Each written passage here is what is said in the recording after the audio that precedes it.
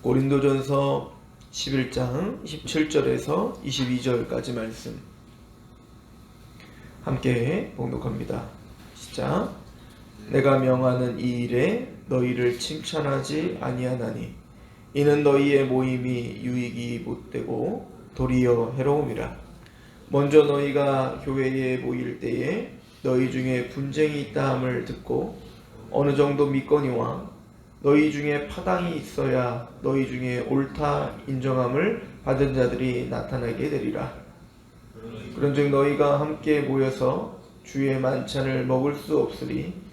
이는 먹을 때에 각각 자기의 만찬을 먼저 갖다 먹으므로 어떤 사람은 시장하고 어떤 사람은 취함이라.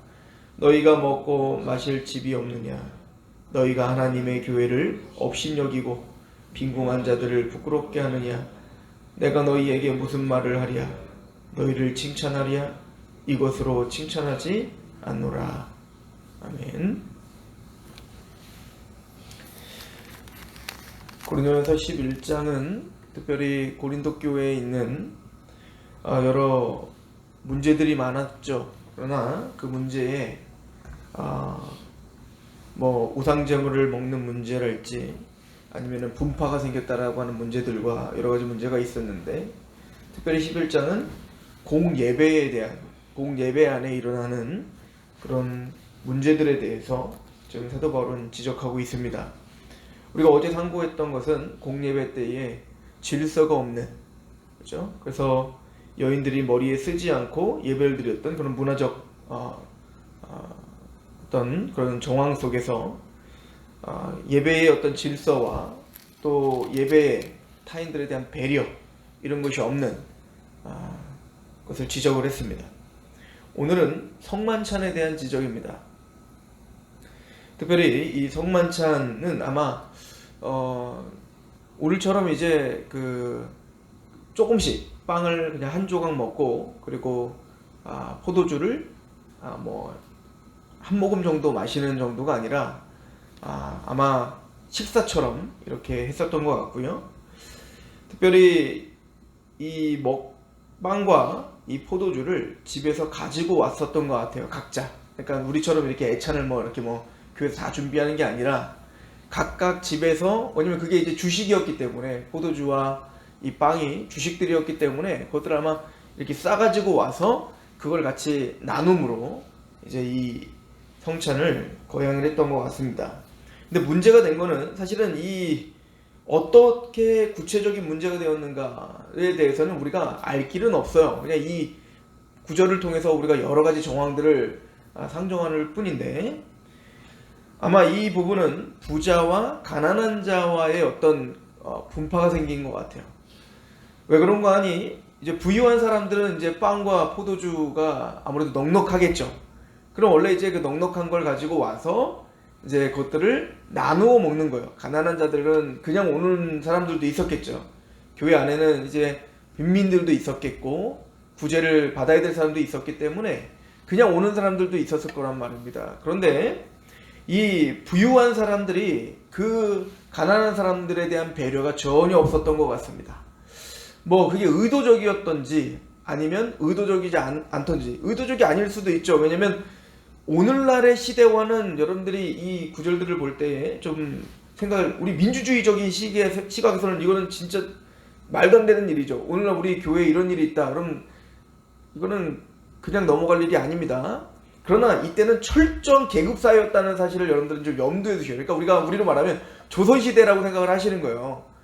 분명한 상하 기천이 있고 노비가 있고 하인들이 있고 이런 상황에서 아마 이제 그게 문제의식이 없었을 수도 있어요. 이 사람들에게는 그냥 당연한 그런 사회적 관습과 관념 속에서 그냥 당연히 자기들끼리 모였겠죠. 왜냐면 모여서 먼저 풍성하게 자기들은 나눈다고 나눴을 건데, 그것이 가난한 자에게까지 가지 않고 형편이 비슷한 사람들 중에 조금 더 그런 사람들을 자기는 나눴다고 생각을 했을 거란 말이에요.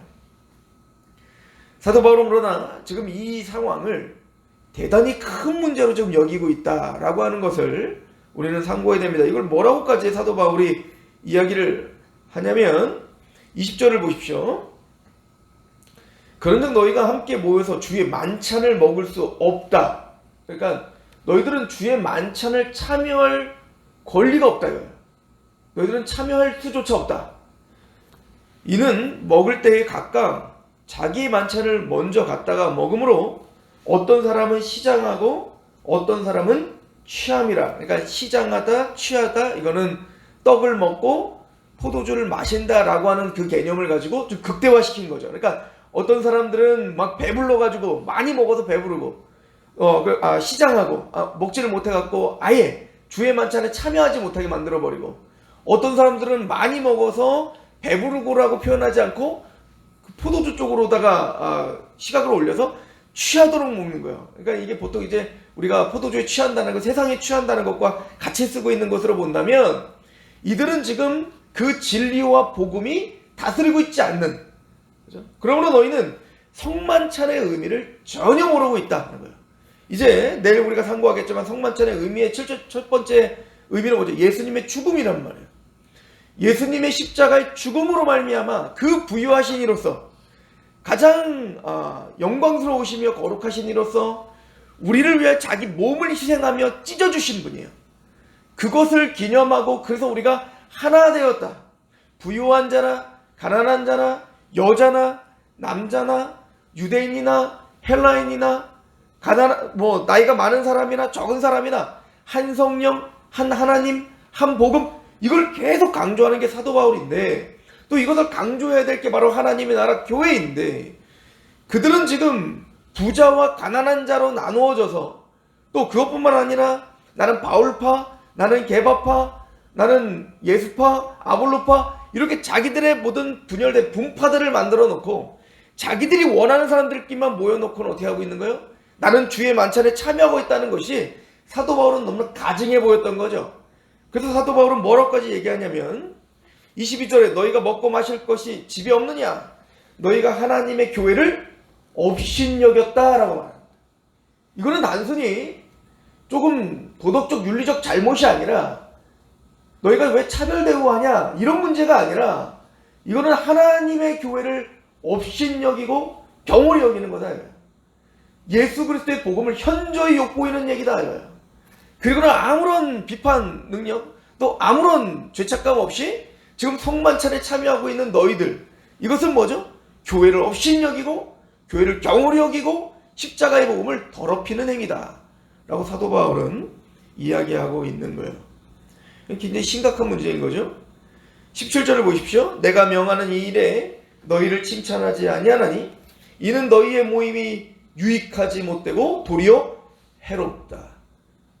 사실은 이 에클레시아 모임, 이 교회의 모임, 이 모든 공예배가 이게 유익하지 못하고 해롭게 되었다 이렇게 말하는 거예요.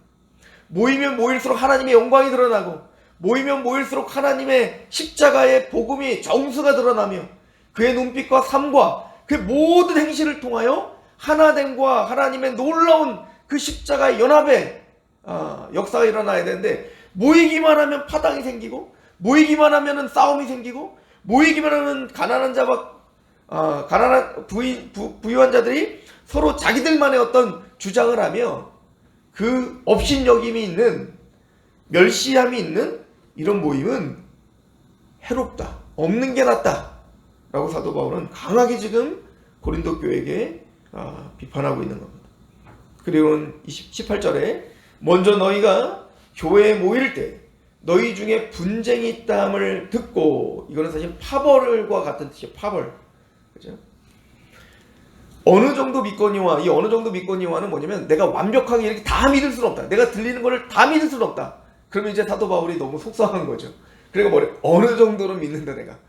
그러니까 완벽하게 믿을 수는 없는 거예요. 왜? 사도 바울은 경악할 일이기 때문에 그런 겁니다. 사도 바울의 입장에서 너무 경악할 일이기 때문에 내가 이걸 다 믿는다 라고 말을 할 수가 없는 겁니다. 내가 그래서 어느 정도는 내가 믿는다, 지금 이런 일이 있다는 것을. 19절에 너희 중에 파당이 있어야, 이게 좀 어려운 구절이기도 한데, 너희 중에 파당이 있어야 너희 중에 옳다 인정함을 받는 자들이 나타나게 되리라. 자, 이게 뭔 말일까요? 이거는 이렇게 이해하시면 되는 거예요. 파당이 지금 생겼어요. 파벌이 생겼어요. 이것은 지금 사도 바울이 경악할 일이에요. 그래서 지금 비판할 수밖에 없어요. 그런데 너희 중에 파당이 있어야, 이건 뭐냐면 필요악이에요. 무슨 얘기냐면 교회가 이런 일들이 없을 수는 없습니다. 그래서 이걸 마태복음 18장 7절에도 예수님은 이 파벌의 문제뿐만 아니라 모든 부분에 너희 실족하게 하는 일들이 없을 수는 없으나 라고 예수님이 경고를 하시죠. 그래서 형제 하나를 실족하게 하는 그러나 연자맷돌 목에 달려서 빠치우리라. 근데 그게 교회 밖에서 일어나면 우리가 해석하기가 쉬운데 교회 안에서도 일어날 수 있다는 사실을 마태복음 18장은 계속 얘기하고 있거든요. 그래서 나중에는 교회 권세에 대한 이야기를 하는 거예요. 그리고 그런 교회 권세에 대한 이야기를 한 다음에 그 다음에 바로 이어서 예수님께서 하는 얘기가 뭐냐면 7번씩 70번이라도 용서하라, 이 얘기를 하는 겁니다. 그러니까 용납함과 용서함이 없이는 이 교회의 문제의 근본적인 해결을 할 수가 없는 거죠. 그러니까 7번씩 70번이라도 용서하는 게 바로 교회의 정신인 거예요. 그게 그거에 구현된, 그것을 우리에게 현저히 보여주는 메시지로 보여주는 게 성만찬인 겁니다. 그러니까 예수 그리스도의 십자가에 70번이라도 7번씩 용서하시는 그 화합과 연합에, 그 하나님과 우리를 화해시키며 이웃들과 연합시키는 그 보여지는 메시지가 떡을 떼며 예수님의 몸이 찢어진 걸 보는 거예요. 그 포도주를 마시면서 우리를 하나 되기 위해서, 우리를 위해서 피를 흘리신 예수님의 그 십자가의 피를 보는 거예요.